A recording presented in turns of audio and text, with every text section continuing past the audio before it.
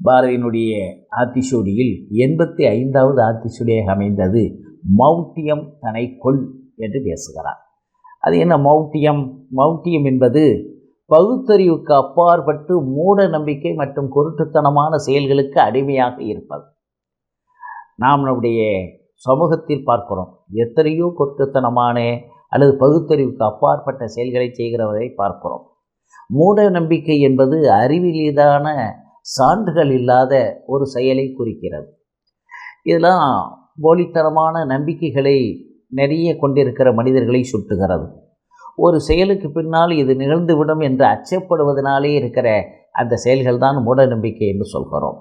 ஒரு கண்ணாடி உடைந்து விட்டால் அதனாலே ஒரு பிரச்சனை வந்துவிடும், பூனை குறுக்க போனால் அதனாலே ஏதாவது நிகழ்ந்துவிடும் என்றெல்லாம் சமூகத்தில் பேசுகிற அந்த நிகழ்வுகள் இருக்கிறதே, அதைத்தான் பகுத்தறிவுக்கு அப்பாற்பட்ட நிலையாக பாரதி பேசுகிறார்.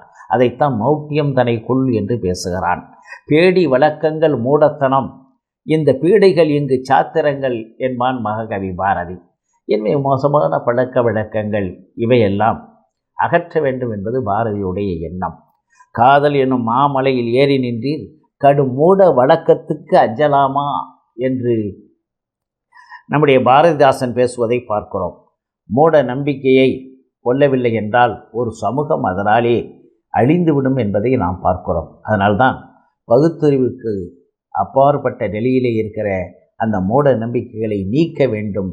அதனால் மனிதனுடைய முயற்சிகள் தோல்வியடைவதிலிருந்து மாற்றம் கண்டு பெருவெற்றியை பெறும் என்பதனால்தான் மகாகவி பாரதி மௌட்டியம் தனை கொள், தேவையற்ற மூட நம்பிக்கைகளை அகற்றி வாழ கற்றுக்கொள்ள வேண்டும் என்பதுதான் பாரதியினுடைய சிந்தனை.